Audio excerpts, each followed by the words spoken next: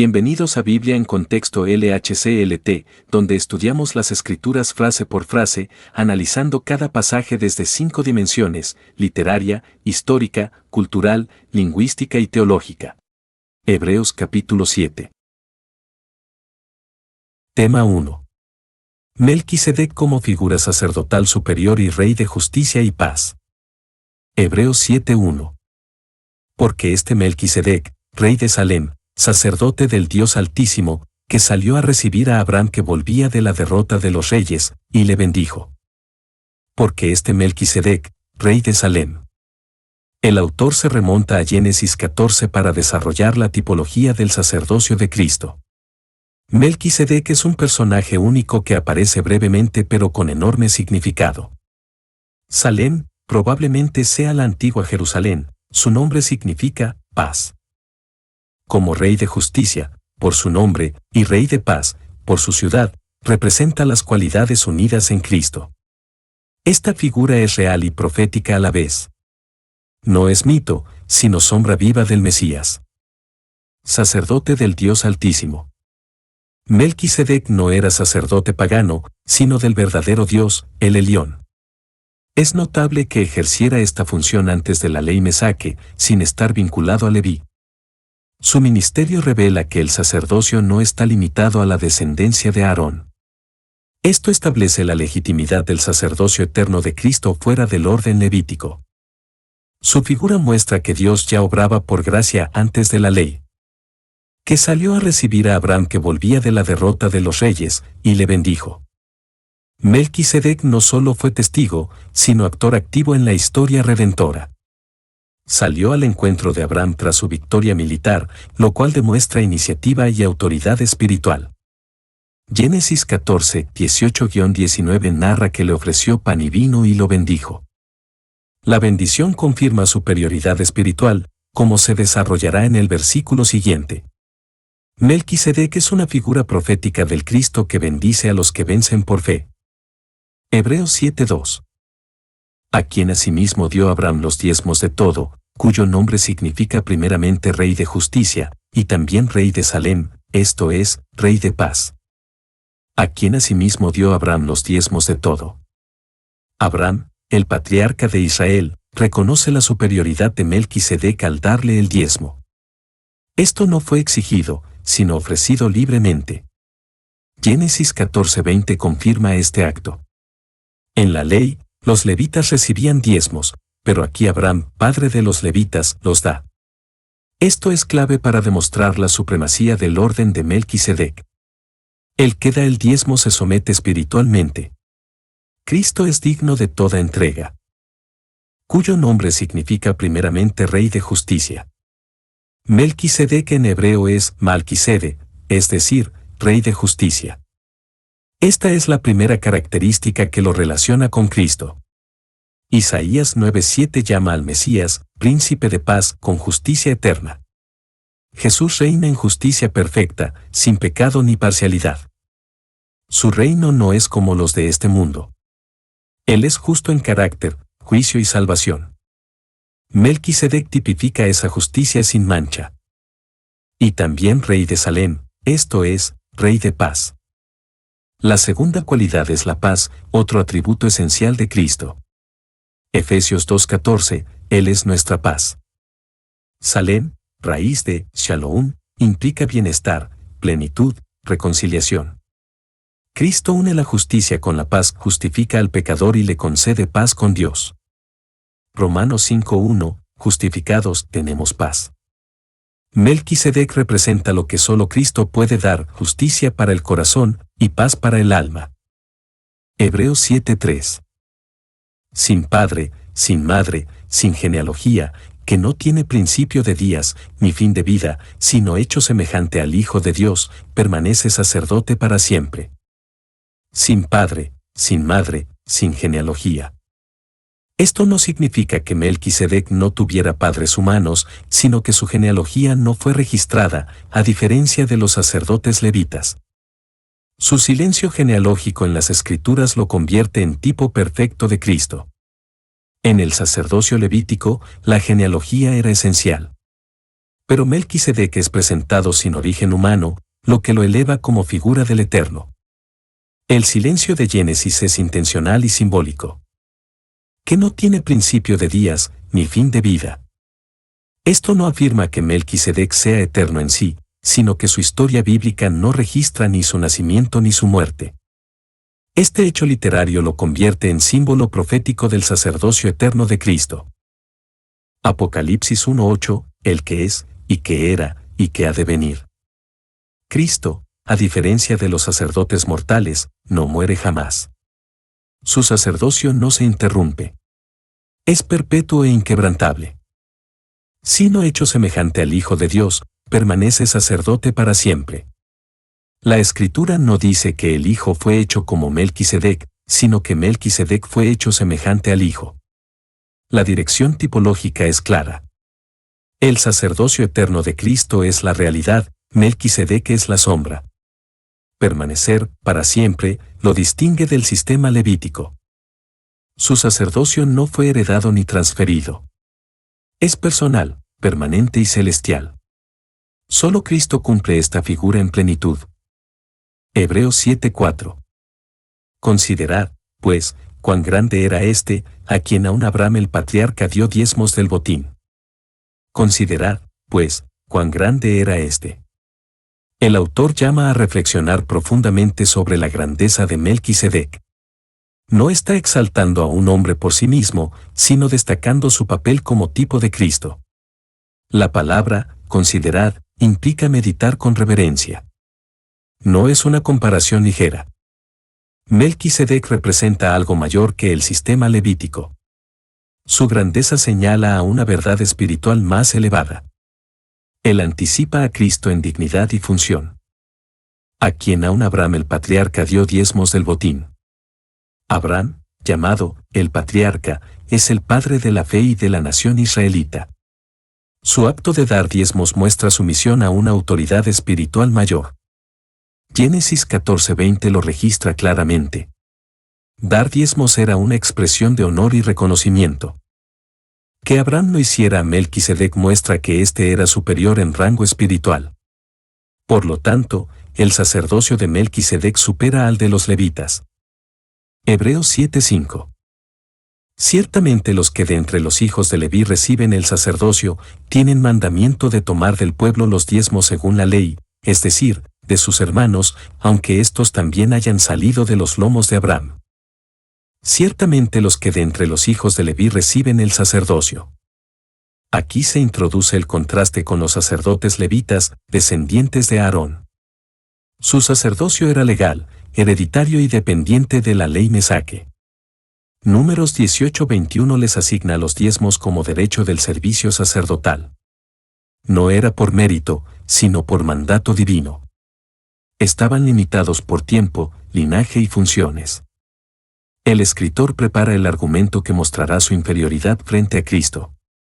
Tienen mandamiento de tomar del pueblo los diezmos según la ley. Los sacerdotes no pedían por voluntad propia, era un mandato establecido. Malaquías 3:10 también manda traer los diezmos a la casa de Dios. El pueblo debía obedecer como acto de adoración. Pero este sistema dependía del pacto mosaico. Aquí se nota la dependencia legal del sacerdocio levítico, mientras que Melquisedec recibió el diezmo sin necesidad de ley escrita. Su autoridad era superior. Es decir, de sus hermanos, aunque éstos también hayan salido de los lomos de Abraham. Los sacerdotes levitas tomaban diezmos de sus hermanos, que compartían la misma herencia genética. Todos venían de Abraham, incluyendo los levitas y los demás israelitas. Por tanto, no había verdadera superioridad espiritual entre ellos. Pero Melquisedec, sin ser descendiente de Abraham, recibe de él los diezmos. Esto establece su supremacía. Lo que ocurre en Génesis tiene peso teológico profundo. Hebreos 7:6. Pero aquel cuya genealogía no es contada de entre ellos. Esta frase señala que Melquisedec no pertenecía al linaje levítico establecido posteriormente en Israel. Génesis 14:18 lo presenta simplemente como Melquisedec, rey de Salem y sacerdote del Dios Altísimo. Su sacerdocio no dependía de descendencia humana ni de registros genealógicos. Esto lo distingue del sistema levítico basado estrictamente en herencia familiar. El autor usa este detalle para mostrar un sacerdocio superior y diferente. Melquisedec aparece como figura profética que apunta al sacerdocio eterno de Cristo. Su autoridad viene directamente de Dios y no del linaje terrenal. Tomó de Abraham los diezmos. El acto de recibir los diezmos demuestra autoridad espiritual superior sobre Abraham, el patriarca principal de Israel. Génesis 14:20 dice, y le dio a Abraham los diezmos de todo. Abraham reconoció voluntariamente la dignidad y grandeza de Melquisedec mediante esta acción.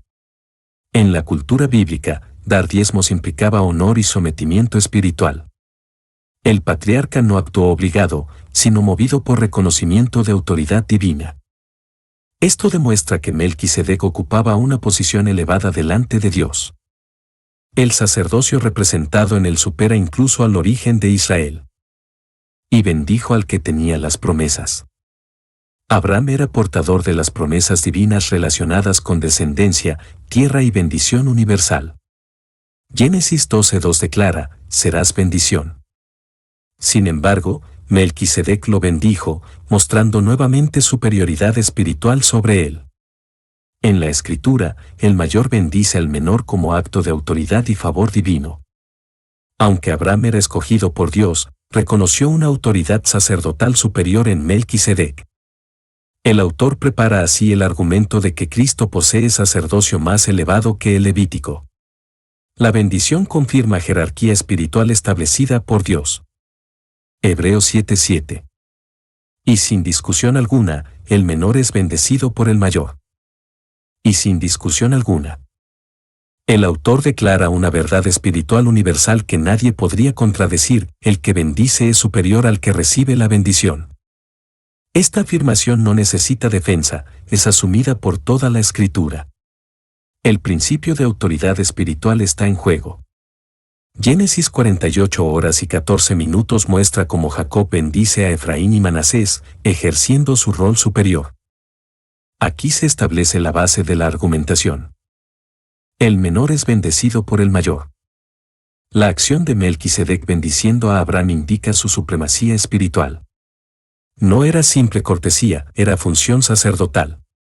En la cultura hebrea, el que bendecía tenía mayor rango. Abraham era grande ante los hombres, pero Melquisedec lo era ante Dios. Hebreos usa esta lógica para mostrar que el sacerdocio de Cristo, como el de Melquisedec, es superior. La bendición revela jerarquía espiritual. Hebreos 7:8. Y aquí ciertamente reciben los diezmos hombres mortales, pero allí, uno de quien se da testimonio de que vive. Y aquí ciertamente reciben los diezmos hombres mortales. En el sistema levítico, los sacerdotes eran hombres sujetos a muerte. Sus funciones eran temporales, interrumpidas por la muerte. Números 20:28 muestra cómo Aarón fue sucedido al morir. Por lo tanto, su ministerio era débil, pasajero. Recibían los diezmos como parte de un sistema perecedero. Este contraste subraya la insuficiencia del sacerdocio levítico. Pero allí, uno de quien se da testimonio de que vive. Melquisedec no tiene registro de muerte en las Escrituras, lo cual lo convierte en tipo del sacerdocio eterno de Cristo. Su figura representa vida perpetua. Jesús, como sacerdote según el orden de Melquisedec, vive para siempre. Apocalipsis 1:18, el que vive y estuve muerto, mas aquí que vivo por los siglos. El sacerdocio de Cristo es ininterrumpido y eterno. Por eso es superior en todo sentido. Hebreos 7:9. Y por decirlo así, en Abraham pagó el diezmo también Leví, que recibe los diezmos. Y por decirlo así, en Abraham pagó el diezmo también Leví. Esta afirmación muestra la unidad representativa entre Abraham y su descendencia. Aunque Leví no había nacido, estaba en los lomos de Abraham. Esto es importante en la teología hebrea, el padre representa a la descendencia. Por tanto, Leví, como parte de Abraham, reconoció la superioridad de Melquisedec. Es un argumento rabínico fuerte. El sacerdocio levítico se somete, por medio de Abraham, que recibe los diezmos. Leví, como cabeza del sacerdocio mosaico, era quien oficialmente recibía los diezmos. Pero en esta escena simbólica, él aparece dándolos. Esto invierte los roles y demuestra que el sacerdocio de Melquisedec es superior. Si el receptor ahora es el que da, su rango es inferior. Este argumento sirve para establecer la necesidad de un nuevo y mejor sacerdocio, encarnado en Cristo. Hebreos 7:10. Porque aún estaba en los lomos de su padre cuando Melquisedec le salió al encuentro. Porque aún estaba en los lomos de su padre. Leví, aún no nacido, era parte del linaje de Abraham y, por lo tanto, incluido representativamente en sus actos. Génesis 25:23 también habla de naciones en el vientre de Rebeca, mostrando esta forma de pensamiento. Esta idea respalda el argumento de que el sacerdocio levítico reconoció, aunque implícitamente, la grandeza del de Melquisedec. La Escritura emplea lenguaje teológico profundo para establecer precedencia. Cuando Melquisedec le salió al encuentro. La escena de Génesis 14 es clave. Melquisedec no solo se encontró con Abraham, sino con toda su descendencia representada. Su acción fue de iniciativa, autoridad y bendición. Este encuentro tipifica cómo Cristo, como sacerdote eterno, va al encuentro del pueblo de Dios. Su sacerdocio no depende del linaje humano. Es superior, eterno y suficiente. Melquisedec abre el camino para entender a Cristo. Tema 2. La necesidad de un nuevo sacerdocio y el cambio del sistema levítico. Hebreos 7:11. Sí, pues, la perfección fuera por el sacerdocio levítico, porque bajo él recibió el pueblo la ley, ¿qué necesidad habría aún de que se levantase otro sacerdote según el orden de Melquisedec, y que no fuese llamado según el orden de Aarón? Sí, pues, la perfección fuera por el sacerdocio levítico. La pregunta retórica señala una insuficiencia crucial. El sistema levítico nunca pudo llevar a la perfección espiritual. Perfección aquí significa reconciliación completa con Dios. Hebreos 10:1 afirma que la ley no puede hacer perfectos a los que se acercan. El sacerdocio levítico ofrecía ritual, pero no transformación. Si ese sistema hubiese sido suficiente, no habría sido necesario uno nuevo. Porque bajo él recibió el pueblo la ley. El sacerdocio levítico estaba unido al pacto mosaico. Éxodo y Levítico detallan cómo la ley regulaba la relación entre Dios y su pueblo. Todo el sistema dependía del sacerdocio, sacrificios, purificaciones, expiaciones. Si se cambia el sacerdocio, todo el sistema legal se ve afectado. Este paréntesis aclara que no es un asunto menor, sino estructural. La ley misma dependía del sacerdocio. ¿Qué necesidad habría aún de que se levantase otro sacerdote según el orden de Melquisedec?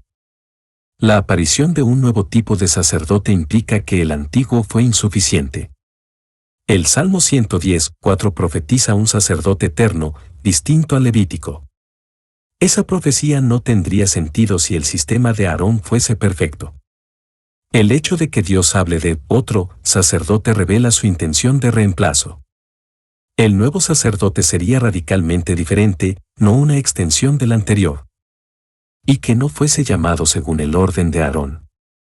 Este nuevo sacerdote no vendría de la línea tradicional. Jesús no descendía de Aarón, sino de Judá. Esto confirma que su sacerdocio no es legalista ni hereditario. Es celestial y eterno. El cambio de orden no es cosmético, sino total. No es una mejora del viejo sistema, es uno completamente nuevo. Cristo es sacerdote por designio divino, no por linaje humano. Hebreos 7:12. Porque cambiado el sacerdocio, necesario es que haya también cambio de ley. Porque cambiado el sacerdocio. Esta frase afirma con claridad que el sacerdocio levítico fue reemplazado por otro. El verbo está en pasado, indicando un acto ya consumado en Cristo. Hebreos 8:13 dirá que el antiguo pacto está próximo a desaparecer. El cambio no fue parcial ni simbólico. Cristo vino a establecer un nuevo orden. Su muerte y resurrección sellan este nuevo sacerdocio. Necesario es que haya también cambio de ley. La ley mesaque y el sacerdocio levítico están intrínsecamente unidos. Cambiar uno requiere cambiar el otro. Romanos 10:4 dice que Cristo es el fin de la ley para justicia. El sistema sacrificial ya no es necesario porque Cristo es el sacrificio perfecto. El nuevo sacerdocio requiere una nueva administración espiritual.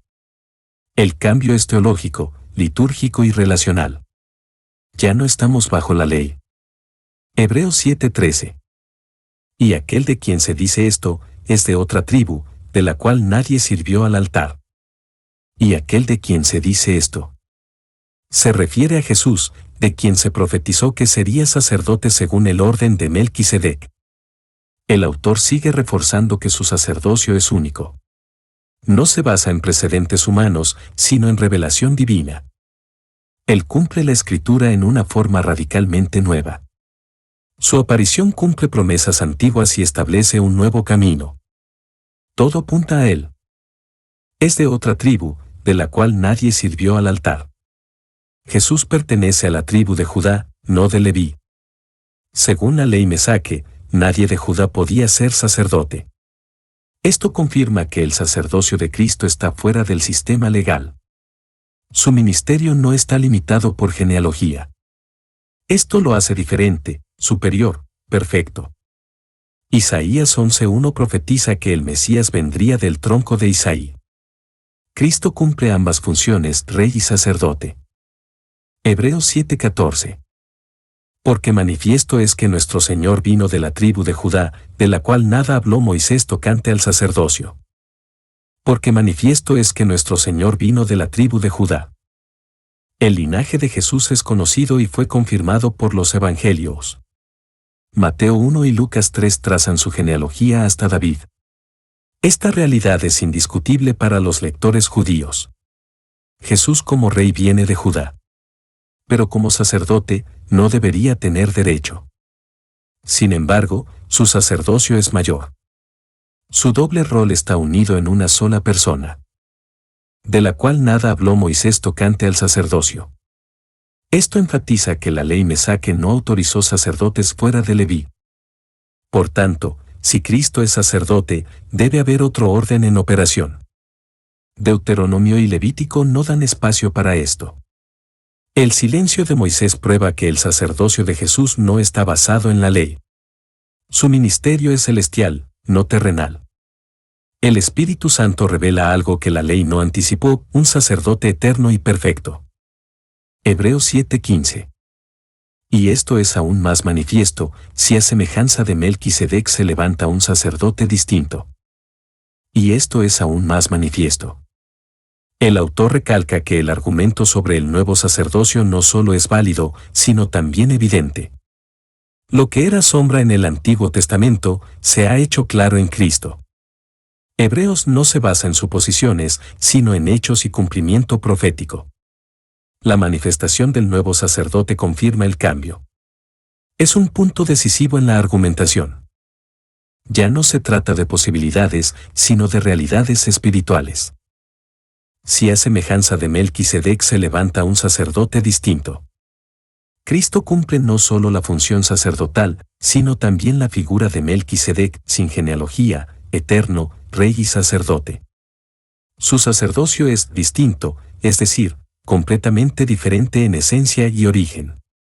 No es una extensión del sistema levítico, sino un reemplazo total. Se levanta por designio divino, no por linaje humano. Su ministerio rompe los moldes antiguos. Es original, celestial y perfecto. Hebreos 7:16. No constituido conforme a la ley del mandamiento acerca de la descendencia, sino según el poder de una vida indestructible. No constituido conforme a la ley del mandamiento acerca de la descendencia. Este nuevo sacerdote no fue elegido por herencia o genealogía, como exigía la ley mesaque. La ley establecía que los sacerdotes debían ser de la tribu de Leví, de la familia de Aarón. Jesús, en cambio, fue elegido por una base superior, su naturaleza divina y vida eterna. Su autoridad no es carnal, sino celestial. El sacerdocio de Cristo no depende del linaje, sino de la voluntad del Padre, sino según el poder de una vida indestructible. Esta es una de las afirmaciones más poderosas del capítulo. Cristo fue constituido sacerdote no por orden humana, sino por la fuerza de su vida eterna. Apocalipsis 1:18, el que vive y estuve muerto, mas aquí que vivo por los siglos. Su resurrección valida su sacerdocio. Ningún sacerdote levítico tenía vida eterna. Cristo vive para siempre y, por lo tanto, intercede sin cesar. Su ministerio nunca se interrumpe. Hebreos 7:17. Pues se da testimonio de él, tú eres sacerdote para siempre, según el orden de Melquisedec. Pues se da testimonio de él. La Escritura no deja duda, Dios mismo ha testificado sobre Jesús como sacerdote eterno. Este testimonio se encuentra en el Salmo 110:4, un texto mesiánico clave citado varias veces en Hebreos. No es una interpretación humana, sino un decreto divino. Este testimonio tiene autoridad final. Lo que Dios afirma en su palabra es fundamento sólido. La palabra respalda cada verdad sobre Cristo. Tú eres sacerdote para siempre. Esta declaración marca la eternidad del ministerio sacerdotal de Cristo. No es por una temporada o generación. Es eterno. No muere, no cambia, no necesita sustituto. Hebreos 7:24 lo reafirma, tiene un sacerdocio inmutable. El creyente puede descansar en este sacerdote eterno. No hay interrupción en su mediación. Su permanencia es nuestro consuelo. Él siempre está disponible. Según el orden de Melquisedec. La referencia cierra esta sección reforzando que Cristo pertenece a un orden superior. Melquisedec sirve como figura de algo más glorioso.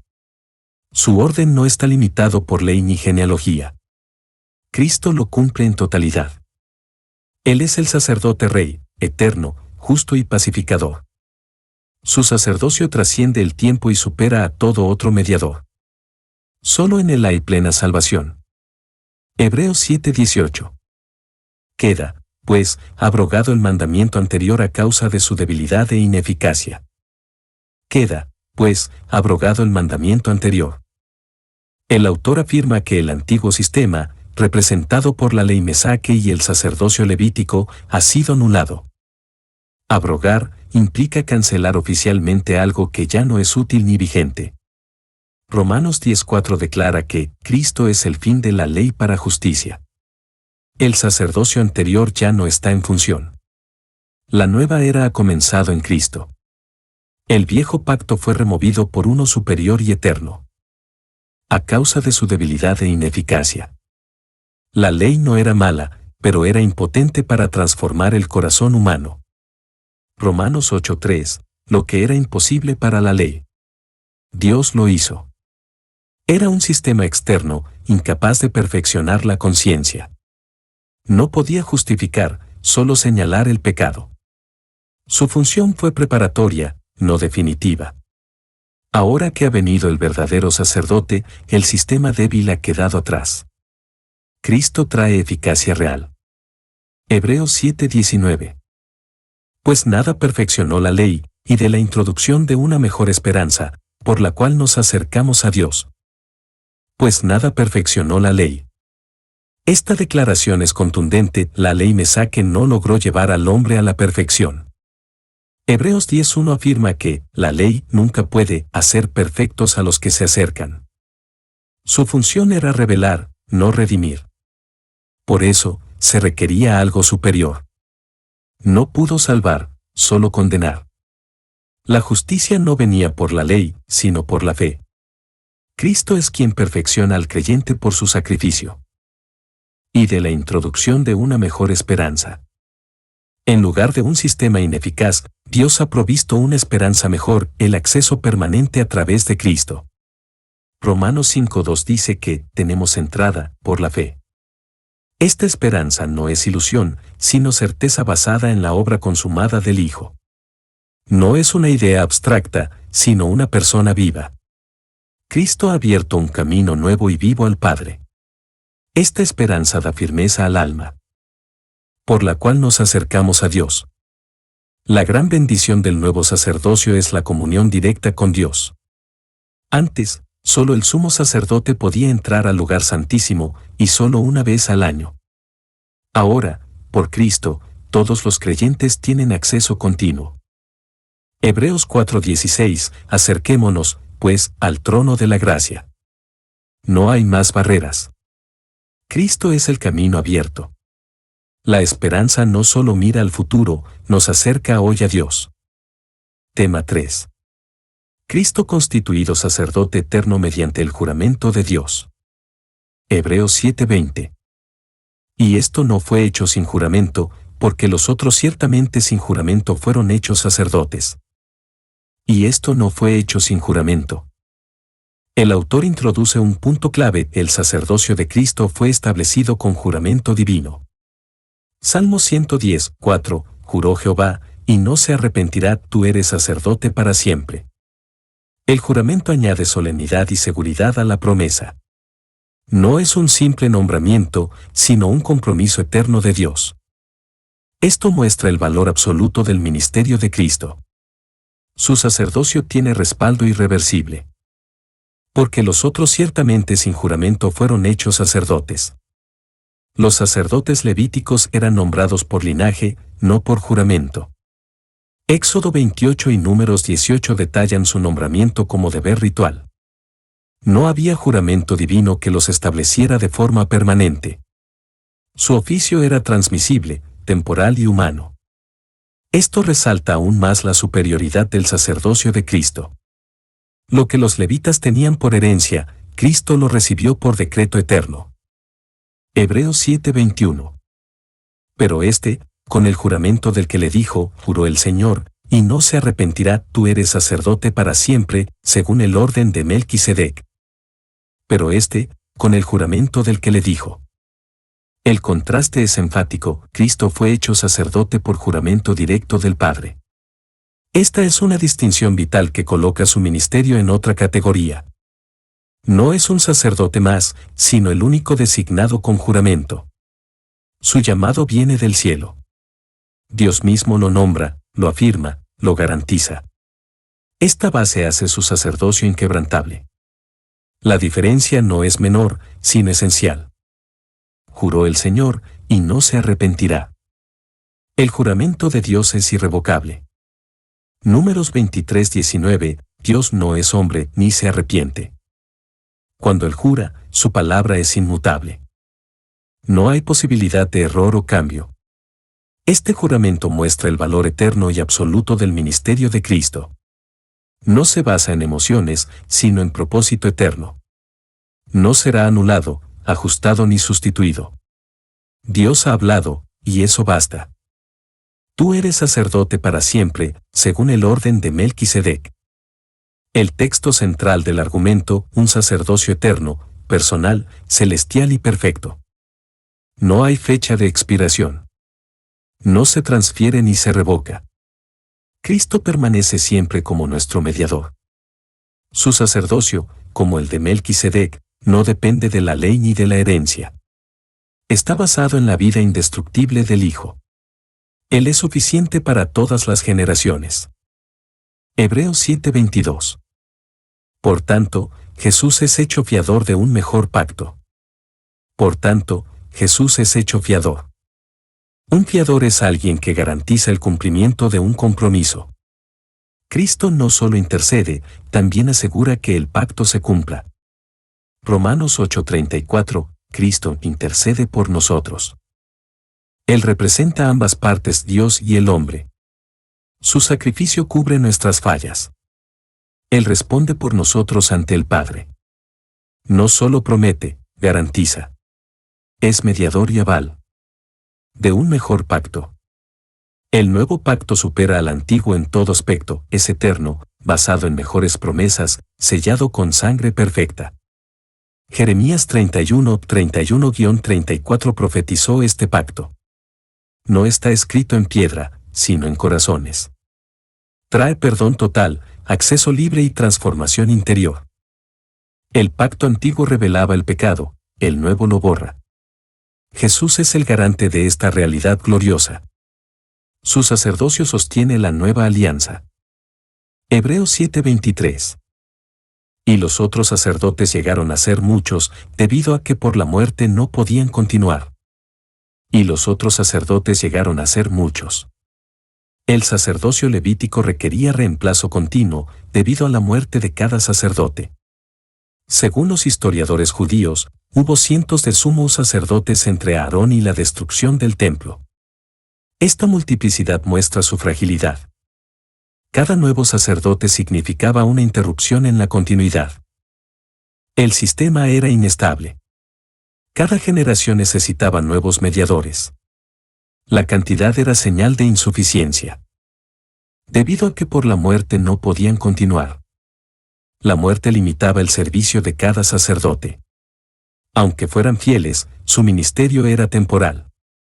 Números 20:28 muestra cómo Aarón murió y fue reemplazado por Eleazar. Esto revela que el sistema estaba sujeto a la condición humana. Ningún sacerdote podía ministrar eternamente. Este hecho resalta la necesidad de uno que venciera la muerte. La muerte impedía continuidad, por eso se requería un mejor sacerdote. Hebreos 7:24. Mas por cuanto permanece para siempre, tiene un sacerdocio inmutable. Mas por cuanto permanece para siempre. En contraste total, Cristo no muere más. Apocalipsis 1:18, estuve muerto, mas aquí que vivo por los siglos de los siglos. Su resurrección garantiza su permanencia. Él no necesita sucesores. Vive eternamente, y por tanto, ministra eternamente. Su vida glorificada es prueba del poder de su sacerdocio. No hay interrupción en su obra.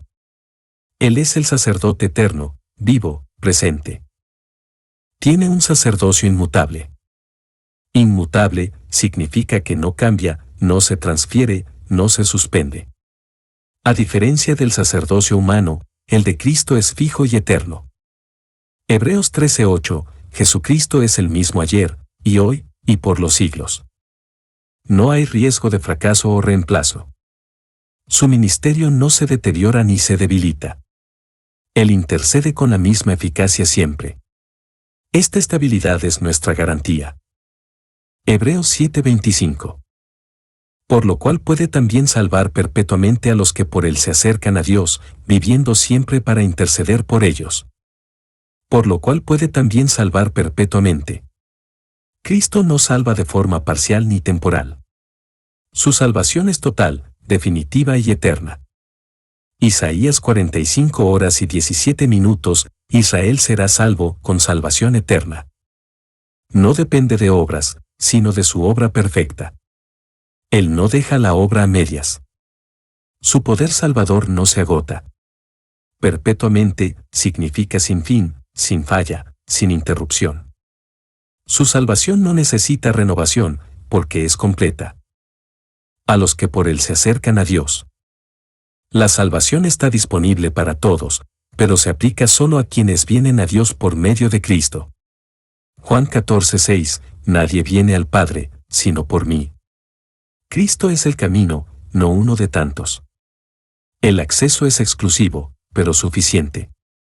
Acercarse por él implica fe, humildad y entrega. Su intercesión no es general, sino personal. Cada creyente tiene acceso por medio de él, viviendo siempre para interceder por ellos. Aquí se describe una de las funciones más preciosas de Cristo resucitado, la intercesión continua. Romanos 8:34 lo confirma. Él no intercede solo con palabras, sino con su presencia glorificada y sus méritos eternos. No es pasividad, sino actividad constante. Cada vez que el creyente falla, Cristo intercede. No descansamos en nuestra justicia, sino en la suya. Su vida es nuestra defensa. Tema 4. La perfección del sacerdocio de Cristo en contraste con los sacerdotes humanos. Hebreos 7:26. Porque tal sumo sacerdote nos convenía, santo, inocente, sin mancha, apartado de los pecadores, y hecho más sublime que los cielos. Porque tal sumo sacerdote nos convenía. La palabra convenía señala que Cristo es exactamente el sacerdote que necesitábamos. No cualquier mediador era suficiente. Hebreos 2:17 ya decía que él debía ser misericordioso y fiel. Ningún sacerdote terrenal podía cumplir plenamente esta función. Cristo reúne en sí todas las cualidades necesarias. No solo es eficaz, es perfecto en carácter. Él es el sacerdote ideal para nuestra salvación. Santo, inocente, sin mancha. Estas tres palabras describen la pureza total de Jesús. Santo, en su relación con Dios, inocente, en su trato con los hombres, sin mancha, en su ser interior. Primera de Pedro 2:22, no hizo pecado, ni se halló engaño en su boca. Su santidad no es solo legal, es esencial. Su pureza no es aparente, es absoluta. Nadie puede señalarle error. Es moralmente intachable en todo. Apartado de los pecadores. No significa que evitaba a los pecadores, sino que no participaba de su pecado. Lucas 15:2 dice que comía con ellos, pero sin contaminarse. Aunque fue tentado en todo, nunca pecó. Su vida fue distinta, separada para Dios. Hebreos 4:15 ya afirmó esto. Su carácter no fue afectado por la maldad que lo rodeaba. Es el Cordero sin defecto, separado en santidad. Y hecho más sublime que los cielos. Cristo fue exaltado por encima de todo. Filipenses 2:9, Dios también le exaltó hasta lo sumo. Su trono no está en la tierra, sino en los cielos. Más allá del cielo visible, Él ocupa el lugar de supremacía total. Su sacerdocio no opera desde el templo terrenal, sino desde la presencia misma de Dios. Su exaltación confirma su suficiencia. No hay lugar más alto donde puede estar. Hebreos 7:27. Que no tiene necesidad cada día, como aquellos sumos sacerdotes, de ofrecer primero sacrificios por sus propios pecados, y luego por los del pueblo, porque esto lo hizo una vez para siempre, ofreciéndose a sí mismo. Que no tiene necesidad cada día, como aquellos sumos sacerdotes. Los sacerdotes levitas ofrecían sacrificios diarios, mostrando que su obra era incompleta. Números 28 detalla los sacrificios continuos. La repetición era señal de insuficiencia. Pero Cristo no necesita repetir su obra. No hay nueva sangre que ofrecer. Su sacrificio no es periódico, sino único. Su suficiencia descansa en su perfección. No hay otro como Él. De ofrecer primero sacrificios por sus propios pecados, y luego por los del pueblo. Los sacerdotes humanos eran pecadores, y necesitaban limpieza antes de interceder. Levítico 16 muestra cómo el sumo sacerdote debía purificarse antes del día de la expiación. Cristo, siendo sin pecado, no necesitó purificarse. Su intercesión no depende de su condición, sino de su perfección. Él no falla, no cae, no necesita sacrificio por sí mismo. Esto lo distingue de todos los demás. Porque esto lo hizo una vez para siempre, ofreciéndose a sí mismo. Esta es la joya del Evangelio, Cristo se ofreció a sí mismo, una vez, y eso fue suficiente. Hebreos 9, 26-28 repetirá esta verdad gloriosa. Su sacrificio fue voluntario, consciente, y perfecto. No presentó animal ni ofrenda ajena, sino su propia vida. Su muerte fue suficiente para todos los tiempos. Una vez para siempre, significa plenitud total. No se requiere otro sacrificio jamás. Hebreos 7:28. Porque la ley constituye sumos sacerdotes a débiles hombres, pero la palabra del juramento, posterior a la ley, al Hijo, hecho perfecto para siempre. Porque la ley constituye sumos sacerdotes a débiles hombres. El sistema levítico estaba limitado por la humanidad de sus sacerdotes. Eran pecadores, temporales y frágiles. Aunque designados por Dios, no podían ofrecer salvación completa. Su debilidad era evidente y constante. Hebreos 5:2 decía que estaban rodeados de debilidad. Eran figura, no sustancia. Su oficio era útil, pero incompleto. Todo apuntaba hacia uno mejor. Pero la palabra del juramento, posterior a la ley. El Salmo 110:4 fue dado después del establecimiento de la ley, y anticipaba algo superior. Esta palabra no viene de Moisés, sino directamente de Dios. No está sujeta a genealogía, sino a propósito eterno. El juramento establece a Cristo como sacerdote definitivo. Esta palabra revela el nuevo pacto en acción. No es añadidura, es reemplazo. La autoridad es mayor porque viene del mismo Dios. Al Hijo, hecho perfecto para siempre. Cristo, el Hijo eterno, ha sido constituido sacerdote perfecto y permanente. Su perfección no es solo moral, sino funcional, apto para salvar eternamente. Hebreos 5:9 decía que fue perfeccionado por los sufrimientos. Ahora vive para interceder y sostener a su pueblo. Su ministerio es absoluto, continuo, suficiente. Él es el sumo sacerdote que nunca falla. Nuestra fe descansa en Él.